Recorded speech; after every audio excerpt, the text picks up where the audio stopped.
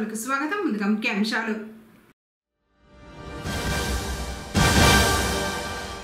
ఏపీని electronics power house గా మార్చేందుకు ప్రజాప్రభుత్వం బాటలు వేస్తూ ఉంది. భూమి పూజలు మంత్రి నారా లోకేష్.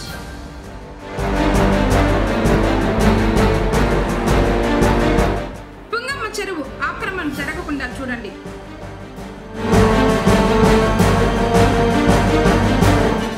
మరణించిన వారి పేర్లను ఓటర్ల జాబితా నుండి తొలగించేందుకు చర్యలు. జిల్లా కలెక్టర్ స్మిత్ కుమార్.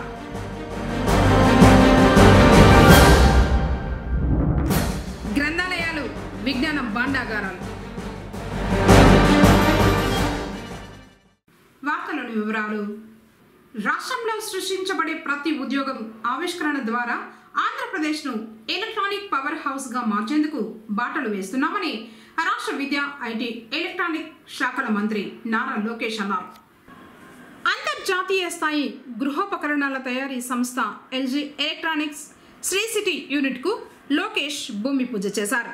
ఈ సందర్భంగా మంత్రి లోకేష్ మాట్లాడుతూ, మేము ఈరోజు ఎల్జీ యూనిట్ కు మాత్రమే కాదు, ఆంధ్రప్రదేశ్ భవిష్యత్తు కోసం కొత్త పునాదులు వేస్తున్నాం. ఈ కార్యక్రమం ఒక నిర్మాణ ప్రాజెక్టు ప్రారంభం కంటే పెద్దది. ఇది మన రాష్ట్రంతో పాటు భారతదేశ పారిశ్రామిక వృద్ధి, సాంకేతిక పురోగతిలో ఒక మైలురాయి. ఆవిష్కరణ పెట్టుబడిని కలిసే చోట భవిష్యత్తు రూపుదిద్దుకుంటుంది. 5,000 కోట్లకు పైగా పెట్టుబడితో ఎల్జీ ఎలక్ట్రానిక్స్ ఆంధ్రప్రదేశ్కు ప్రపంచ స్థాయి తయారీ యూనిట్ను తీసుకురావడమే గాక ఏపీని పెట్టుబడుల గమ్య స్థానంగా ప్రపంచ విశ్వాసాన్ని పునరుద్ఘాటిస్తోందన్నారు. మేడ్ ఇన్ ఆంధ్ర నుండి మేడ్ ఫర్ ది వరల్డ్ వరకు మా జైత్ర యాత్ర కొనసాగుతుందన్నారు. ప్రజాప్రభుత్వం అధికారంలోకి వచ్చాక తొలి ప్రధాన విదేశీ ప్రత్యక్ష పెట్టుబడుల్లో ఒకటిగా ఎల్జీ శ్రీ సిటీ యూనిట్ ఆవిష్కృతమైంది. పారిశ్రామిక రంగంలో వేగం, బలమైన మౌలిక సదుపాయాలు, ఆంధ్రప్రదేశ్ భవిష్యత్తుపై చంద్రబాబు నాయుడు నిబద్ధతకు ఇది అద్దం పడుతోంది. మేము సులభతరమైన వ్యాపారానికి హామీ ఇవ్వడమే గాక స్పీడ్ ఆఫ్ డూయింగ్ బిజినెస్ విధానాలను అనుసరిస్తున్నామన్నారు. శ్రీ సిటీలో ఎల్జీ ఎలక్ట్రానిక్స్ అత్యాధునిక తయారీ కర్మాగారానికి శంకుస్థాపన కార్యక్రమం సందర్భంగా మీ ముందుకు రావడం గొప్ప గౌరవంగా భావిస్తున్నానన్నారు. LG electronics India managing director Hong Ju Jeon, LG, దాని విక్రేత కంపెనీల నాయకత్వ బృందాలు, భాగస్వాములందరికీ హృదయపూర్వక స్వాగతం పలుకుతున్నానన్నారు. Today we are not just breaking ground, we are breaking new ground in the state of Andhra Pradesh. It is a great privilege to stand before you today at this momentous occasion, the groundbreaking ceremony of LG Electronics state-of-the-art facility here in Sri City, Andhra Pradesh. I extend a very warm welcome to the leadership of LG Electronics, India and global, and its vendor companies to our state. Today marks more than just the beginning of a construction project. It is a defining milestone in the journey of industrial growth and technological advancement for our state and for our nation. Where innovation meets investment, the future is taking shape. With an investment exceeding 5,000 crores, LG Electronics is not only bringing a world-class manufacturing unit to Andhra Pradesh, but is also reaffirming global confidence in our state as a premier investment destination.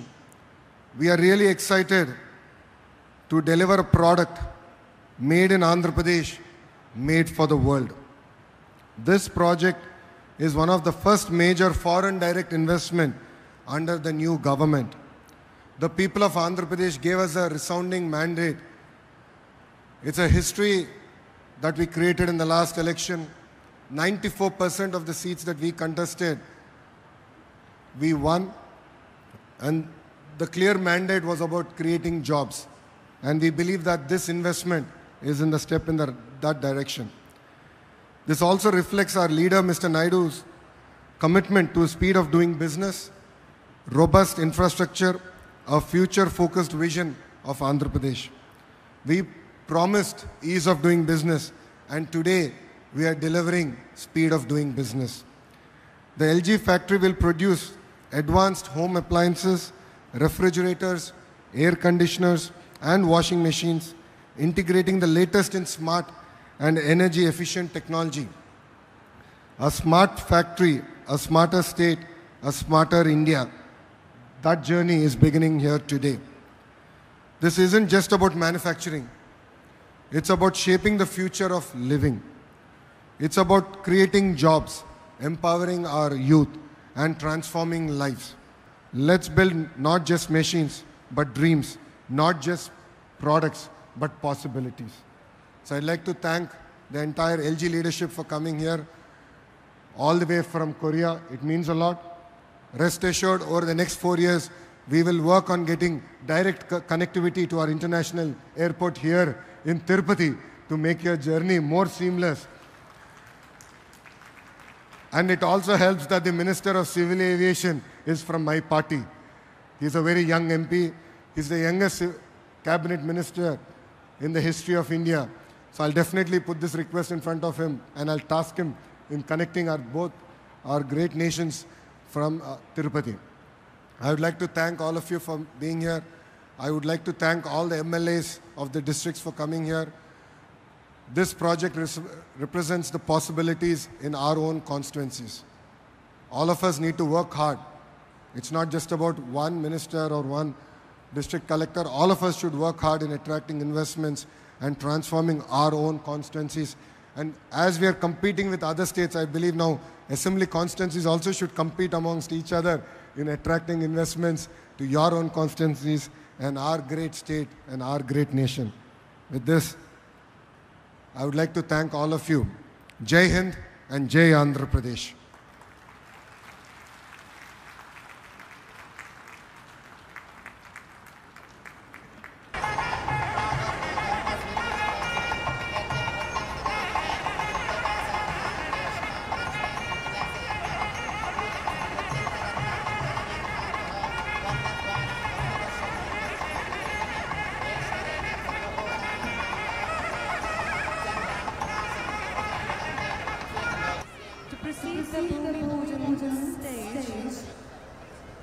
To participate in the traditional ritual to offer our prayers to Mother Earth, this sacred ceremony signifies the symbolic commencement. Ladies and gentlemen, let me now tell you what is happening in our Bhumi Puja space. All our dignitaries are going to take a coconut and break it on the ground and sprinkle the holy water on the ground.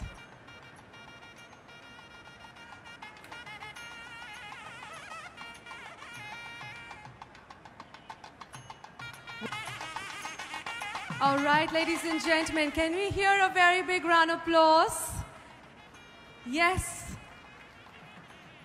The puja ceremony has ended. Satyavedu పర్యటన నిమిత్తం విచ్చేసిన మంత్రి నారా లోకేష్ ను Telugu Desam party రాష్ట్ర అధ్యక్షులు శ్రీనివాసులు, పొంగనూరుకు చెందిన మాజీ councillor Lakshmanaraju మరియు సుబ్రహ్మణ్యం రాజులు మర్యాదపూర్వకంగా కలిశారు.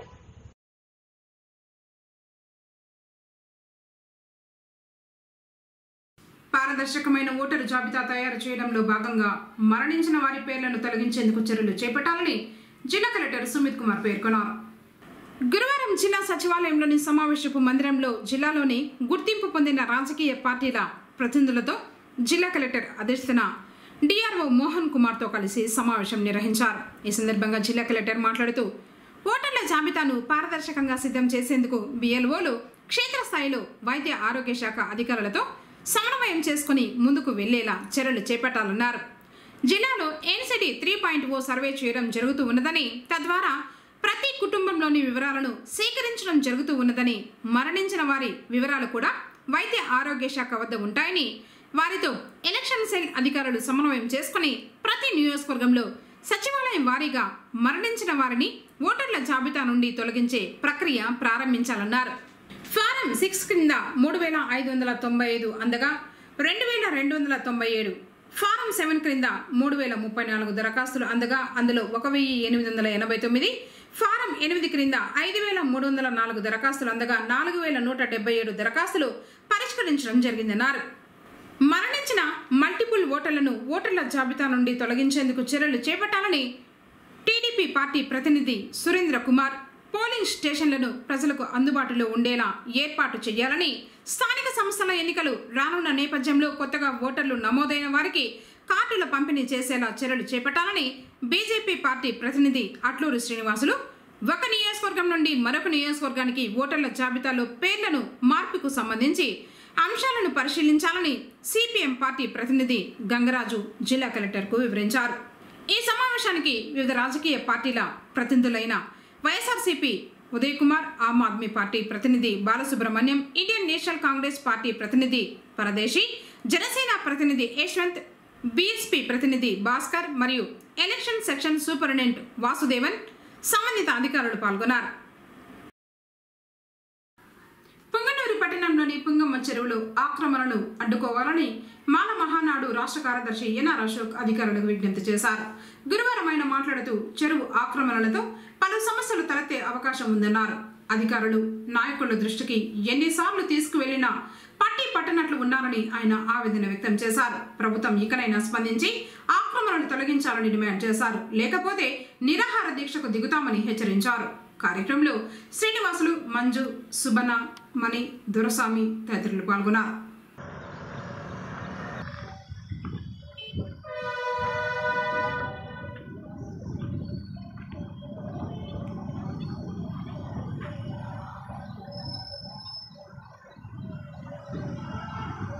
పుంగనూరు ప్రజలకు మరియు నాయకులకు, అధికారులకు చిన్న విన్నపం. అయ్యా, ఈ పుంగనూరు ఇంత ప్రశాంతంగా నీటికి ఏ కొరత లేకుండా ఉందంటే పొంగమ్మ చెరువు వల్లనే. అది 3715 మీటర్ల పొడుగు, 390 ఎకరాల ఆయకట్టు, 335 మీటర్ల నీళ్లు దాంట్లో స్టాక్ ఉండాలి. అయినా ఈ మధ్య కొంతమంది ఈ ఊళ్ళో ఇల్లు పాత ఇల్లు కూడా అయినా మట్టి అంతా ఎత్తుకొని చెరువులు వేసి పూర్తి చేస్తున్నారు. ఆ కట్టమైన బాత్రూమ్ పక్క అయితే 40 అడుగుల వరకు పూర్తి చేసినారు. ఆ పక్క చాలామంది ఇండ్ల వాళ్ళు చెరువులో పూడ్చుకుంటూ ఇల్లు కట్టుకుంటూ వచ్చేస్తున్నారు. భవిష్యత్తులో పుంగమ్మ చెరువు చరిత్రలో పుస్తకాలు పిల్లలు చూపించే పరిస్థితి వచ్చింది. దయచేసి అధికారులు దీనిపైన చర్యలు తీసుకోవాలి. ఆ కట్టని శుభ్రపరిచి ఆయకట్టు ఎంత ఉందో అంతా క్లీన్గా రైతులకి నీళ్ళు వచ్చే మేరకు ఏర్పాటు చేయాలి. ముఖ్యంగా ఏదైతే చెరువు పూడిక తీసేసి ఎంతైతే చెరువు ఉందో ఆ కొలతలు వేసి శుభ్రం చేసి ఆక్రమణ చెరువుని దానిపై స్పందించి ప్రజలందరినీ కూడా అవగాహన కల్పించి చెరువులోకి ఇల్లు కట్టుకోకుండా రాజకీయ నాయకులు కూడా చెప్తున్నాము, మీ ఓట్ల కోసము ప్రజలకు ఎక్కడ పడితే అక్కడ పట్టాలు ఇచ్చి చెరువులంతా ఇల్లు కట్టుకునే వారు మీరు చేస్తున్నారు. దయచేసి పుంగనూరు చెరువులు కాపాడాల్సిందిగా మీకు అందరికీ మనవి చేసుకుంటాను. ఈ ట్రాక్టర్ వాళ్ళకు కూడా మట్టిని ఎత్తుకుని ఊరు బయట తోలాలి, కానీ పుంగమ్మ చెరువులు తోలేస్తే చెరువు ఊడిపోతుంది. పుస్తక పఠనాన్ని అలవర్చుకుంటే మేధాశక్తి పెరుగుతుందని విశ్రాంత ఉపాధ్యాయులు వెంకటపతి రెడ్డిపరెడ్డిలు అన్నారు. పుంగనూరులోని గ్రంథాలయంలో జరుగుతున్న వేసవి శిక్షణ తరగతులకు వారు హాజరయ్యారు. ఇందులో భాగంగా గురువారం విద్యార్థులను ఉద్దేశించి వారు ప్రసంగించారు. ప్రస్తుత పరిస్థితుల్లో ప్రతి ఒక్కరూ సెల్ ఫోన్లను అవసరానికి మించి ఉపయోగిస్తున్నారన్నారు. వాటికి దూరంగా ఉంటూ పుస్తకాలపై దృష్టి సారించాలని కోరారు. ప్రతి ఒక్కరూ గ్రంథాలయాలను సందర్శించాలన్నారు. కార్యక్రమంలో గ్రంథాలయ అధికారి తులసి నాయక్, ఉర్దూ గ్రంథాలయ అధికారి నసీబ్ జాన్ తదితరులు పాల్గొన్నారు. విజ్ఞానం అనేది అనంతమైనది, దానికి ఎల్లలు లేవు. ఎంత విజ్ఞానం మనం సంపాదించినా కూడా ఇంకా విజ్ఞానం పెరుగుతూనే ఉంటుంది, కానీ మనకు తరిగేది లేదు. విజ్ఞానం అనేది ఒకరు దోచుకునే ఇది కాదు. మనకు సంపద ఉందనుకోండి, మనం ఏదైనా నగలు నట్రా తప్పు చేసుకుని పోతాం, దొంగలు మనం వెంబడి అనుసరిస్తాం. ఎప్పుడు ఏమారుతారా, ఆ నగలు కొట్టేస్తామా అని చూస్తూ ఉంటారు. అదేవిధంగా ధనం ఉంది, ధనం కూడా అంతే. మనకు ఇది లేదు, దానిపైన మనకు సేఫ్టీ లేదు. ఆ ధనాన్ని ఎప్పుడు కొట్టేస్తామని చూస్తూ ఉంటారు. లేదా ధనాన్ని మనము ఒకరికి ఇస్తే ఆ ధనం తరిగిపోతుందే కానీ అది పెరగదు. అదే విజ్ఞానం అయితే మనకు ఎవరు దొంగలు దోచుకోలేరు విజ్ఞానాన్ని. అదేవిధంగా మనం విజ్ఞానాన్ని ఒకరికి అందిస్తే విజ్ఞానం పెరుగుతుందే కానీ మనకు తరిగేదంటూ ఉండదు. కాబట్టి విజ్ఞానం అనేది అనంతమైనది. విశ్వం ఏ విధంగా అనంతమైనదో విజ్ఞానం కూడా అదే విధంగా అనంతమైనది. విజ్ఞానానికి ఎల్లలు లేవు. మనం ఎంత విజ్ఞానాన్ని సంపాదించినా కూడా ఇంకా మనం విజ్ఞానాన్ని తీసుకోవాలనేటటువంటి కోరిక ఉంటుందే కానీ అది తరిగేదేమీ లేదు. అయితే విజ్ఞానానికి మనకు ఇక్కడ మనం అందరం గ్రంథాలయంలో ఉన్నాము. గ్రంథాలయం అనేది విజ్ఞానానికి ఒక భాండాగారం, విజ్ఞాన భాండాగారం గ్రంథాలయం అనేది. విజ్ఞానం అనేది ఇక్కడ లభిస్తుంది. ఎలాంటి విజ్ఞానమైనా సరే, శాస్త్ర సాంకేతికాలకు సంబంధించిన విజ్ఞానమైనా సరే, వేదాలకు సంబంధించిన విజ్ఞానమైనా సరే, పురాణాలకు సంబంధించిన విజ్ఞానమైనా సరే, లేదా ఇంకేదైనా భాషా పరిజ్ఞానానికి సంబంధించిన విజ్ఞానమైనా సరే, ఎలాంటి ఆర్థిక రంగంలో విజ్ఞానమైనా సరే, లేదా వ్యవసాయ రంగంలో విజ్ఞానమైనా సరే, లేదా ఇట్లా ఖగోళ శాస్త్రానికి సంబంధించిన విజ్ఞానమైనా సరే, లేదా మిసైల్స్, ఇప్పుడంతా మిసైల్స్ విజ్ఞానమైనా సరే, లేదా ఆర్టిఫిషియల్ ఇంటెలిజెన్స్ అంటాం ఇప్పుడు, కృత్రిమ మేధ, దానికి సంబంధించిన విజ్ఞానమైనా సరే, విజ్ఞానం అనేది ఎక్కడ మనకు లభిస్తుందంటే ఈ గ్రంథాలయం. కాబట్టి గ్రంథాలయం అనేది చాలా పవిత్రమైనటువంటి ప్రదేశం. ఎంత పవిత్రమైన ప్రదేశం అంటే మనకు దేవాలయాలు, అదేవిధంగా మసీదులు, అదేవిధంగా చర్చిలు ఏ విధంగా మనకు పవిత్రమైనటువంటి స్థలాలు, ఇక్కడ గ్రంథాలయం కూడా అదే విధంగా పవిత్రమైనటువంటి స్థలం. ప్రజల్లోకి తీసుకెళ్ళి వాళ్లకు తెలియజేయడానికి ముందుకు వచ్చినటువంటి కేసీటీవీ యాజమాన్యానికి కూడా వారికి మా ధన్యవాదాలు, చాలా కృతజ్ఞతలు. విజ్ఞానం అనేది శోభాయమానంగాను వికాసవంతంగాను మానవుణ్ణి ఉన్నతోన్నతిని ఏది చేస్తుందంటే జ్ఞానం మాత్రమే. అందుకోసమే నహి జ్ఞానేన సదృశ్యం పవిత్రమిహ విద్యతే అంటే ఈ లోకంలో జ్ఞానానికి మించిన పవిత్రమైనది, గొప్పది, ఔన్నత్యమైనది మరి ఏది లేదు. మానవుణ్ణి విరాజమానంగా వర్ధిల్లింపజేసేది జ్ఞానం ఒక్కటే. నాకేం కావాలా? జ్ఞానం కావాలి, జ్ఞానం కావాలి, నేను జ్ఞానవంతుడు కావాలి, నా సమాజం జ్ఞానవంతం కావాలి అని కోరుకోవాలా ప్రతి మనిషి కూడా. అప్పుడే చాలా బాగుంటుంది. అందుకోసమే ఎందుకు ఈ పఠనాశక్తి ఈ రోజుల్లో తెగిపోతూ ఉంది. చాలామంది పుస్తకాలు చదవడం లేదు. పూర్వకాలంలో చేతిలో పుస్తకం ఉంటే హస్తభూషణం అన్నారు, ఇప్పుడు చేతిలో పుస్తకం ఉంటే ఎగతాళి చేస్తారు, స్మార్ట్ ఫోన్ ఉందల్లా.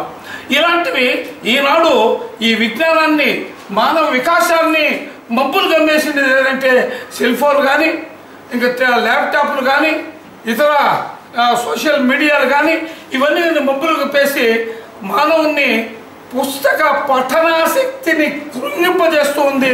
ఇది చాలా మరి విచారించదగిన విషయం. ప్రతి ఒక్కరు కూడా ఆ మానవుని యొక్క సృజనాత్మక శక్తి కానీ, ఆలోచన శక్తి కానీ, విజ్ఞాన శక్తి కానీ శాశ్వతంగా ఉండాలంటే మరి పుస్తక పఠనం వల్లనే, పుస్తకాలు చదవడం వల్లనే వస్తుంది. కానీ ఇతరత్ర రానే రాదు. తాత్కాలికంగా స్మార్ట్ ఫోన్లు కావచ్చు, మరొకటి కావచ్చు కూడా అప్పటికప్పుడే మనకు విజ్ఞానం అందిస్తుంది. వాటిని ఏం తక్కువ చేయడానికి కూడా వీల్లేదు.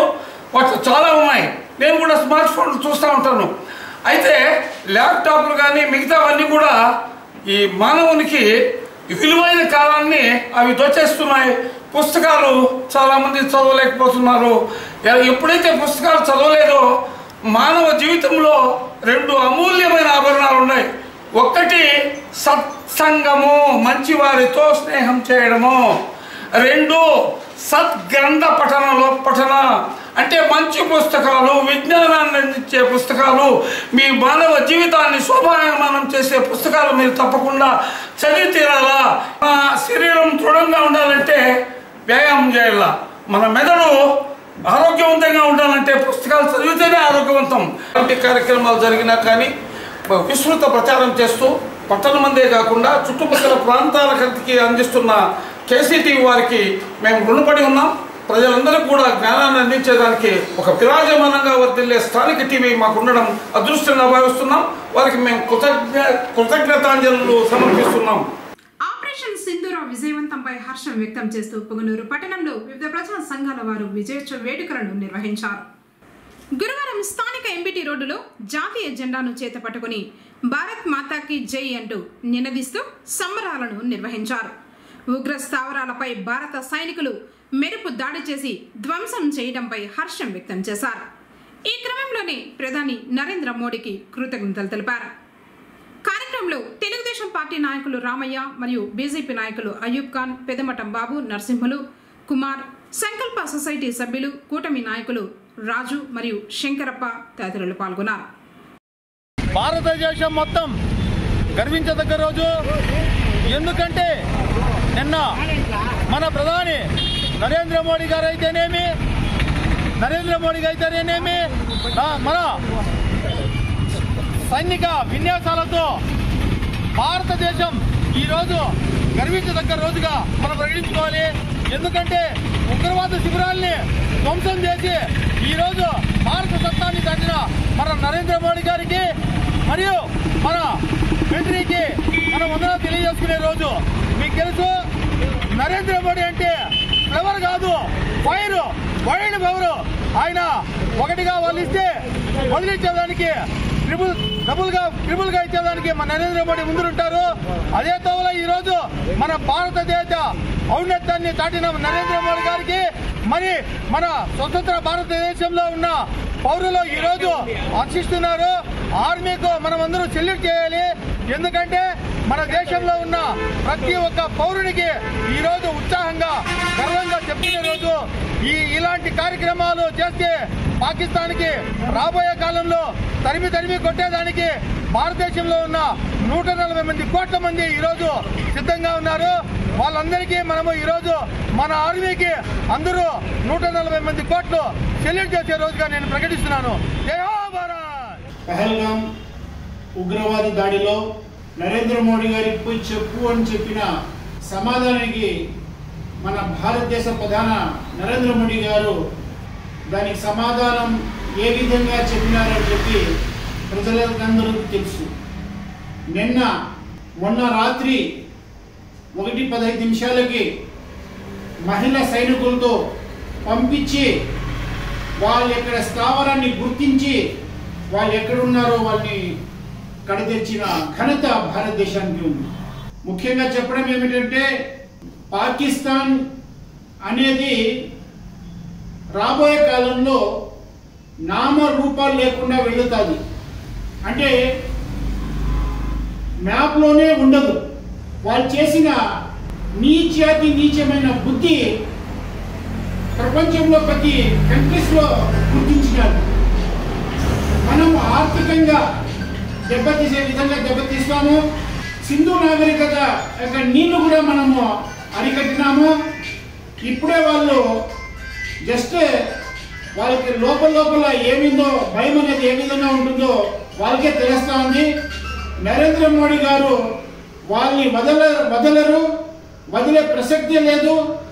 ఆ యొక్క ప్రతీకారం అనేది తీర్చుకుంటామని చెప్పి ఈరోజు జై బోలో భారత్ మాతాకి నినాదంతో మేము గర్వించదగ్గ విషయంగా చెప్పుకుంటున్నాం. తిరుమల నారాయణగిరి ఉద్యానవనాల్లో జరుగుతున్న శ్రీ పద్మావతి పరిణయోత్సవాలు 2వ రోజు వైభవంగా జరిగాయి. శ్రీ పద్మావతి శ్రీనివాసుల పరిణయోత్సవ మహోత్సవంలో 2వ రోజైన వైశాఖ శుద్ధ దశమి తిథి అలనాటి వివాహ సుముహూర్తాన దినమని పురాణ ప్రశస్తి కనుక ఈ 3 రోజుల పద్మావతి పరిణయోత్సవంలో 2వ రోజుకు ప్రత్యేకత ఉంది. బుధవారం సాయంత్రం శ్రీ మలయప్ప స్వామి వారు అశ్వ వాహనాన్ని అధిరోహించి సకల సర్వభౌమాధికార లాంఛనాలతో బయలుదేరి వెంట వేరువేరు బంగారు తిరుచులపై శ్రీదేవి మరియు భూదేవి అనుసరించగా నారాయణగిరి ఉద్యానవనానికి చేరుకున్నారు. మొదటి రోజు మాదిరే శ్రీ స్వామి వారికి అమ్మవార్లకు ఎదుర్కోలు, పూల బందులాట, నూతన వస్త్రధారణ తదితర కార్యక్రమాలు పూర్తయిన తర్వాత కొలువు జరిగింది. ఈ కొలువులో చతుర్వేద పారాయణం అనంతరం అమృత వర్షిణి, హిందూస్థానీ, ఆనంద భైరవి, కళ్యాణి, దర్బార్ రాగాలలో వాయిద్య విన్యాసాలు, శ్రీ పద్మావతి శ్రీనివాస దివ్య వివాహఘట్ట హరికథా పారాయణం, అన్నమాచార్య సంకీర్తన వైభవం ఇత్యాది కార్యక్రమాలు రసరమ్యంగా నిర్వహించారు. ఆ తర్వాత శ్రీవారు దేవీరులతో పల్లకినెక్కి తిరువీధుల గుండా ఊరేగుతూ ఆలయంలోకి ప్రవేశం చేశారు. ఈ ఉత్సవం కారణంగా శ్రీవారి ఆలయంలో ఆర్జిత బ్రహ్మోత్సవం, సహస్ర దీపాలంకార సేవలను టీటీడీ రద్దు చేసింది. కార్యక్రమంలో టీటీడీ అదనపు ఈవో సిహెచ్ వెంకయ్య చౌదరి, ఇతర అధికారులు, విశేష సంఖ్యలో భక్తులు పాల్గొన్నారు.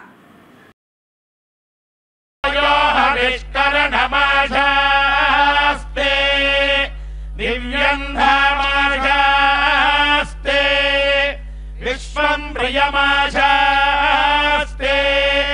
యదనేన హవిషాశాస్తే తదస్యాత్ తదృధ్యాత్ తదస్మై దేవారాధంతాం వష్టాజాయామజనయత్. సాంకేతిక పరిజ్ఞానంపై రైతుల రైతుల అవగాహన పెంపొందించుకోవాలని దుర్గసముద్రం రైతు సేవ కేంద్రంలో మండల వ్యవసాయ శాఖ అధికారి ఏవో జ్యోతెమ్మ, మాస్టర్ ట్రైనర్ నవీన్లు తెలిపారు. గురువారం రైతు సేవా కేంద్రంలో skill of Chittoor digital training పై రైతులకు శిక్షణ కార్యక్రమాన్ని నిర్వహించారు. ఈ సందర్భంగా ఆయన మాట్లాడుతూ రైతులు స్మార్ట్ ఫోన్ ఎలా ఉపయోగించాలో తెలుసుకోవాలన్నారు. స్మార్ట్ ఫోన్ల వల్ల కలిగే లాభాలు, వాటి నష్టాలను తెలియజేశారు. ఫోన్పే, గూగుల్ పే వంటి యాప్లను వ్యవసాయ, agri central, Plantix, NVSS, marketing app, YouTube వంటి వ్యవసాయ యాప్ల వినియోగం ద్వారా వ్యవసాయం చేయు విధానాలపై అవగాహన కల్పించారు. అలాగే వ్యవసాయ పథకాలు, కేంద్ర రాష్ట్ర ప్రభుత్వ పథకాల గురించి రైతులకు తెలియజేశారు. శిక్షణ కార్యక్రమంలో 30 మంది రైతులకు శిక్షణ ఇచ్చారు. అందులో ఉన్నవారు 10 మంది రైతులకు శిక్షణ ఇచ్చినట్లయితే వారికి టాప్ 3లోని 3కి శిక్షక రైతులకు బహుమతులను అందించడం జరుగుతుందన్నారు. మొదటి బహుమతిగా 20,000 రూపాయలు, రెండో బహుమతిగా 12,000 రూపాయలు, మూడవ బహుమతిగా 8,000 రూపాయల చొప్పున నగదు ప్రోత్సాహక బహుమతులను కలెక్టర్ చేతుల మీదుగా అందించి సర్టిఫికెట్లు ప్రదానం చేయడం జరుగుతుందన్నారు. కార్యక్రమంలో పర్యవేక్షణ అధికారిగా మండల వ్యవసాయ శాఖ అధికారి జ్యోతిమ్మ పాల్గొన్నారు. ఆదివాసులు ఆరాధ్య దైవంగా భావించే శ్రీ వాసవి కనికా పరమేశ్వరి దేవి జయంతి ఉత్సవాలు పొంగనూరులో వైభవంగా నిర్వహించారు. ఇందులో భాగంగానే బుధవారం రాత్రి పురవీధుల్లో అమ్మవారి ఉత్సవమూర్తిని అత్యంత వేడుకగా ఊరేగించగా మహిళలు మంగళ హారతులు పట్టి అమ్మవారిని దర్శించుకున్నారు.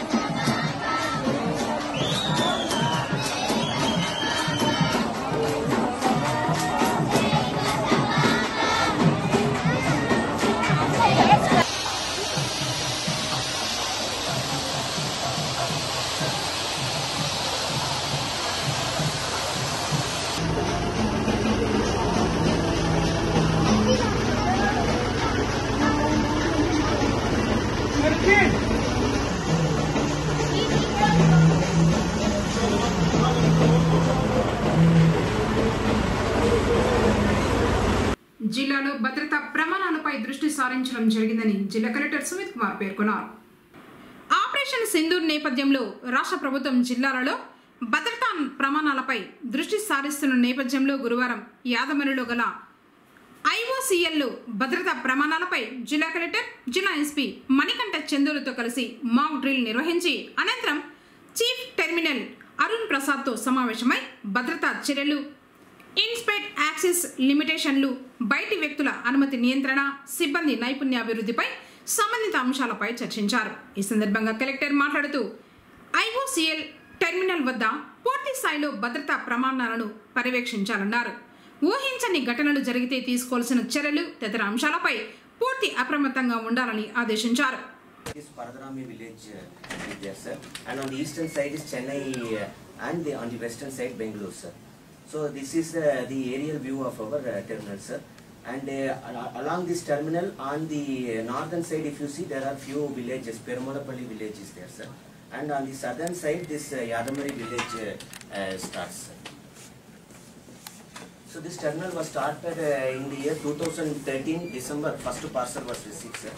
It was commissioned by the then our IOCL chairman, Mr. B. Ashok. This terminal was started after closing two small depots which were there in Kadapa and in Kada area, sir.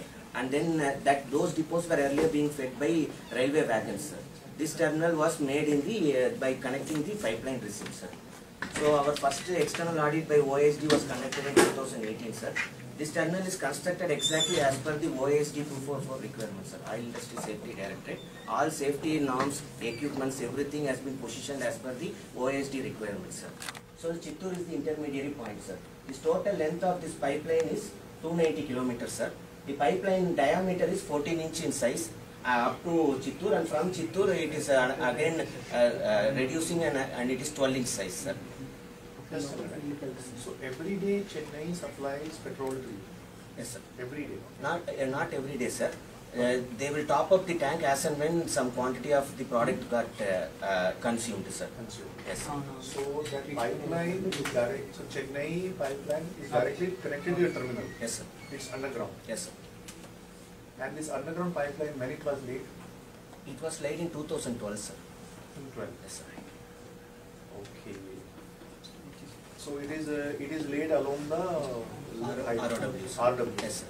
And what is the depth? It's around 2.5 to 3 meters depth. 3 it is there, meters. sir. వార్తలు ముగించే ముందు ముఖ్యాంశాలు మరోసారి. ఏపీని electronics power house గా మార్చేందుకు ప్రజాప్రభుత్వం బాటలు వేస్తూ ఉంది. భూమి పూజలు మంత్రి నారా లోకేష్.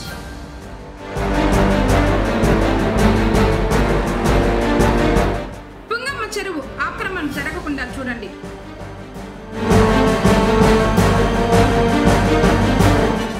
మరణించిన వారి పేర్లను ఓటర్ల జాబితా నుండి తొలగించేందుకు చర్యలు జిల్లా కలెక్టర్ స్మిత్ కుమార్.